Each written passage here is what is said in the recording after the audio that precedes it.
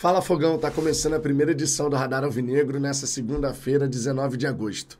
Dia seguinte, a goleada imposta pelo Botafogo ao Flamengo no estádio Newton Santos. Vamos combinar? Vencer clássico por si só já é muito bom. Sempre que a gente ganha Fluminense, Vasco, Flamengo, a semana começa leve. Essa é a grande realidade. Mas quando a gente fala de uma goleada onde o Flamengo no Newton Santos fica de 4, sendo que poderia ser 7, 8, é simplesmente sensacional. Sorriso para todo lado, camisa do Botafogo desfilando pelas ruas, aquela felicidade e a confiança por saber que a gente tem um baita time. O Botafogo amassou, atropelou o dito melhor elenco do Brasil. Eu venho falando aqui no canal, e vocês que acompanham o trabalho, nas lives e tudo mais, vocês sabem disso. Eu venho falando aqui de que o setor ofensivo do Botafogo, com as peças, as alternativas que a gente possui, ele é o melhor do país quando você pega titulares e reservas. Quando você precisa mudar o time, você olha para o seu banco e você sabe que tem jogadores de altíssimo nível ali. A gente caiu naquele senso comum, e quando eu digo a gente, eu digo torcedores de modo geral, imprensa de modo geral, de que o Flamengo é o suprassumo. O Flamengo é o que há de melhor em todas as áreas. E isso é vendido pela mídia por razões óbvias. Mas não é nada demais você chegar e constatar o óbvio. Hoje, quando você compara o setor ofensivo do Botafogo com o setor ofensivo do Flamengo, titulares e reservas, o nosso elenco ele é mais homogêneo em termos de nível, em termos de qualidade apresentada. E isso ficou constatado na noite de ontem. O Flamengo, é verdade, entrou com a equipe modificada. Perdeu o Pedro por lesão, perdeu o Cebolinha por lesão, perdeu o Gabigol por lesão, e mal começou o jogo, já estava 1-0 inclusive pra gente, perdeu a Arrascaeta também. São baixas importantes, eu não vou ser hipócrita de falar aqui que não pesa, que não sei o quê. Mas se você tem o melhor elenco do país, os reservas têm que fazer frente. Os reservas têm que estabelecer aquele mesmo nível que os titulares conseguem, não é verdade? Só que isso não acontece do lado de lá. Quando o Tite precisa modificar a equipe do Flamengo, é óbvio que tem uma baixa de qualidade. Isso está muito evidente. Já no Botafogo, quando a gente coloca Tiquinho, quando a gente coloca Matheus Martins, só para exemplificar, a gente estabelece um nível acima. E a vitória ela é construída também com a entrada desses jogadores. O Arthur Jorge ele adotou para esse confronto estratégias distintas para a primeira e para a segunda etapa. No primeiro tempo, por exemplo, o Luiz Henrique ele não ficou aberto pela direita. Ele circulou pelo campo. Inclusive, gerou uma grande chance de gol para o Marlon Freitas, que infelizmente não conseguiu finalizar em gol. O Luiz Henrique estava mais pelo lado esquerdo, na entrada da grande área, e o Marlon Freitas estava chegando aqui pela direita. O Luiz Henrique faz o passe, mostrando muita visão de jogo ali, só que o Marlon Freitas ele vai um pouco mais lento para a bola, e isso permite que o atleta do Flamengo se recupere. Quem estava na direita no primeiro tempo era o Matheus Ponte. E nitidamente com uma estratégia desenhada. O Luiz Henrique abria o corredor e o Matheus Ponte explorava as costas da defesa do Flamengo. Com 2, 3 minutos, a gente já teve aquela jogadaça do Marlon lançando o Matheus e ele fazendo de cabeça. Um belíssimo gol. Uma jogada que já vem sendo tentada, já tinha sido tentada contra o Juventude, só que o Matheus, na ocasião, recebendo o lançamento do próprio Marlon, acabou finalizando da maneira errada, definiu errado a jogada. Contra o Palmeiras também já tinha acontecido dele fazer o mesmo movimento, mas a bola vem mais alto e ele acaba tendo que dar de cabeça e a bola sobe. Não consegue finalizar em gol, porque a bola veio um pouco mais alta do que poderia ou deveria. E agora, contra o Flamengo, foi a execução perfeita. Execução perfeita. O Matheus Ponte, que participou, não só fazendo o primeiro gol, mas também o lançamento para o Almada, a inversão da direita para a esquerda, que acaba gerando o segundo gol do Botafogo. Matheus Ponte ele fez um jogo muito interessante. Você pode até falar, Vitor, mas na defesa ele deu condição para o Bruno Henrique. Sim, Infelizmente aconteceu. Mas não foi o único que acabou se equivocando naquele momento. Se você parar para pensar, essa bola ela só é enfiada ali no meio da nossa zaga porque não tivemos a pressão no portador da bola. E lá no ataque, quem estava próximo do atleta do Flamengo, que fez o passe, era o Almada e o Igor Jesus. Ele faz o passe sem que ninguém chegue pressionando. E o Bruno Henrique, que é um bom jogador, gosta de provocar, mas não de ser provocado, diga-se, né? O Bruno Henrique fez o movimento, fez o facão e aproveitou aquela enfiada de bola. Porém, eu não posso deixar de falar, além de ter falado aqui do Igor Jesus e do Almada, que poderiam ter pressionado, e do Matheus Ponte, que tinha que estar mais atento em relação à movimentação do atacante, o John, que ficou estagnado dentro da área. O John poderia ter saído e deveria ter saído, porque ele conseguiria antecipar. Ele conseguiria evitar que o Bruno Henrique pudesse chegar naquela bola em condições plenas para finalizar em gol. Mas não o fez. E o John ontem não estava num dia muito legal, né? Ele realmente não estava num momento muito bacana. O John que errou contra o Palmeiras, é bom que se diga, e contra o Flamengo ontem ele também cometeu alguns equívocos. Nesse lance do gol, na minha opinião, ele tinha que ter saído, ele não sai. No segundo tempo, ele dá uma bola para o Alan, já no fim do jogo, ali por volta dos 44, que o Alan, de costas, é pressionado e tem 3 jogadores do Flamengo por perto. Ainda bem, o gol não sai. Mas o John ele precisa se ligar um pouco mais nessas situações, né? Não dá para ficar errando essas bolas. Não dá. O John é bom goleiro, mas ele precisa estar mais atento nesses momentos da partida. Não foi a primeira vez, inclusive, que falando do gol, por exemplo, de um atacante que recebe essa bola enfiada no meio da zaga, não foi a primeira vez que ele deixou de sair. Contra o Bahia, ele também não saiu. Contra o Bahia, isso também havia acontecido. Então é preciso só prestar atenção nesse detalhe. E, claro, quando tiver com a bola no pé, não pode demorar tanto, dando a chance e a margem para o atacante poder chegar e tentar recuperar essa posse. Certo? Mas o Matheus Ponte, falando aqui novamente do lateral, ele fez um bom jogo, cara. Fez um bom jogo. Vamos combinar? O Matheus Ponte não pediu a titularidade no Botafogo. A titularidade, num momento tão importante da temporada, caiu no colo dele, foi jogada no colo dele, por conta da molecagem do Damian. E ainda assim, o Matheus Ponte ele vem representando. Defensivamente vem fazendo jogos muito interessantes. Ofensivamente está aparecendo lá na frente, projetando, dando opção.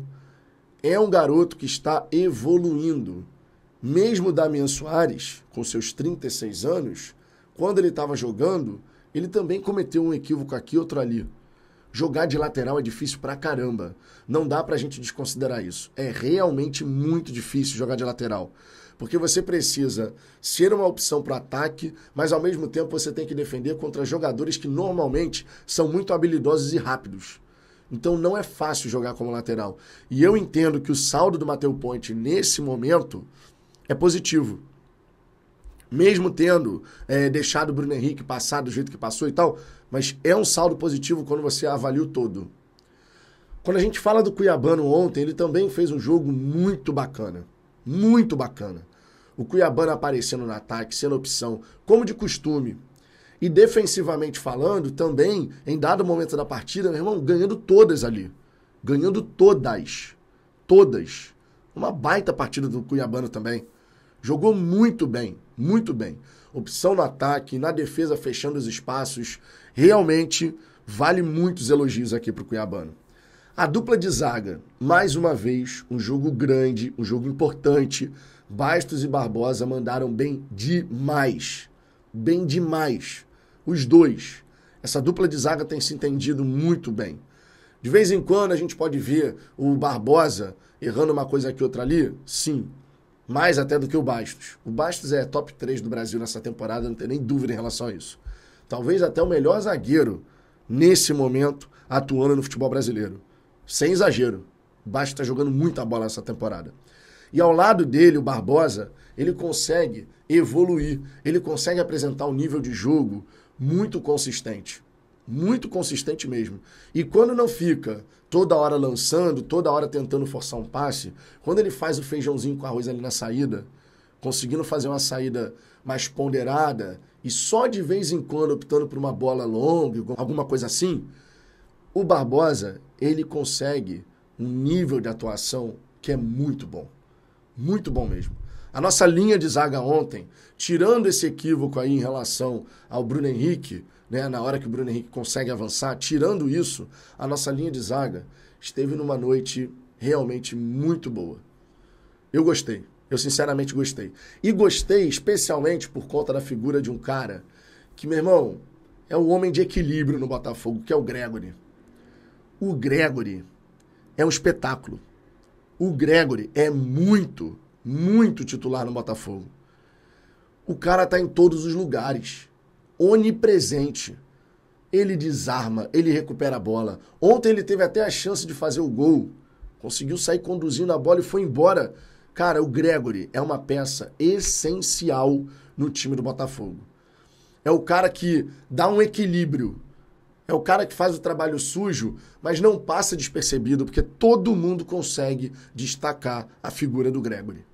E por onde ele passou, o Gregory foi titular e se tornou capitão, inclusive. Por onde o Gregory passou. É um líder dentro do grupo e é um líder dentro do campo de jogo. Impressionante. Simplesmente impressionante. O Marlon Freitas ontem também fez um jogo bem legal. Deu esse passe para o Matheus Ponte, distribuiu a bola muito bem, conseguiu fazer um jogo também muito bacana. O time do Botafogo, de modo geral, foi assim. É claro que a gente acaba destacando mais um aqui, outro ali, mas o time do Botafogo, de modo geral, foi assim. O primeiro tempo com controle do Botafogo, mas dando essa oportunidade para o Flamengo. E o segundo tempo um verdadeiro amasso, né? Um verdadeiro amasso do Botafogo. Uma coisa assim impressionante. E os jogadores de meio de campo e ataque são fundamentais nessa história. O Marlon Freitas, ele fez um jogo que permitiu também que o Botafogo conseguisse chegar dessa maneira.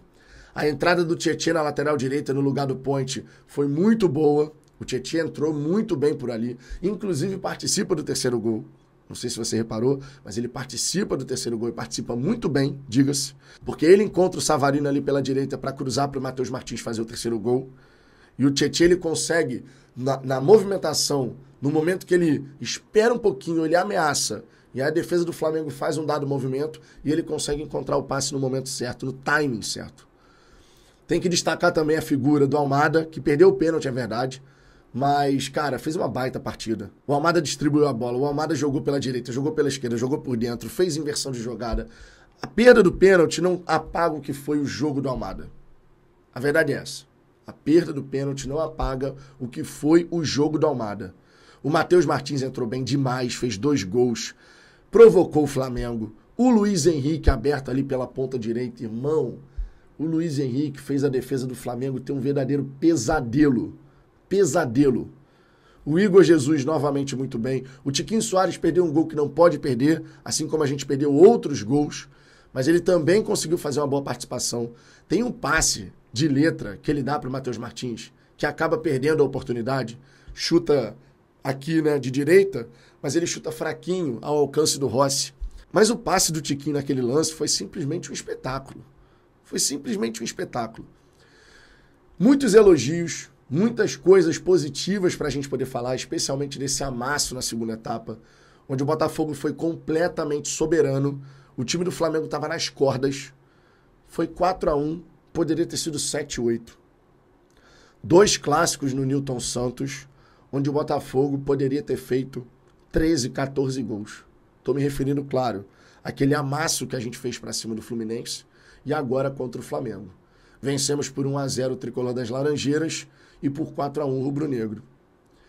Mas o Botafogo teve 13 oportunidades para fazer o gol e amassar, humilhar esses 2 adversários. E esse é o ponto que precisa ser comentado aqui. Esse é o ponto que a gente precisa destacar, que não foi tão legal. O Botafogo, ele anda perdendo muitas chances. Nós temos o melhor ataque do Campeonato Brasileiro, disparado. 41 gols marcados. Mas não é modo de falar. O Botafogo, ele poderia tranquilamente ter na faixa de 55 gols já no campeonato. Por que eu estou destacando isso? Porque desperdiçar tantas oportunidades, dependendo da configuração de uma partida, pode ser muito prejudicial. Então o Botafogo, ele precisa conseguir converter melhor essas oportunidades, porque gerar situações nós geramos, mas nós precisamos converter melhor. Fazendo isso, o Botafogo vai ser ainda mais letal. O Botafogo vai impor ainda mais respeito. Imagina se o Botafogo estivesse convertendo, sei lá, 20% a mais das oportunidades que está gerando.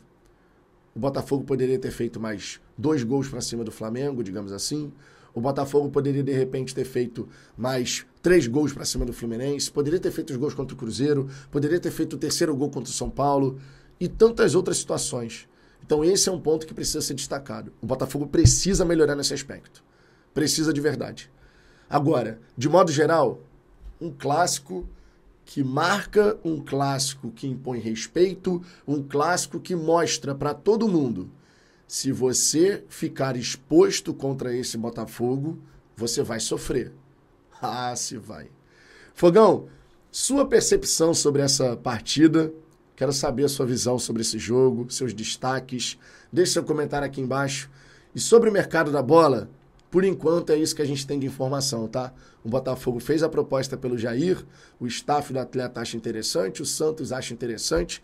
De repente, essa semana, a gente pode ter essa definição. Por hora, vamos acompanhando. Tô indo nessa, daqui a pouco eu tô de volta com Fala Fogão Shorts, resenha da hora do almoço, Radar Alvinegro de segunda edição. Tem muito conteúdo aqui ao longo dessa segunda-feira. Um grande abraço e até daqui a pouco.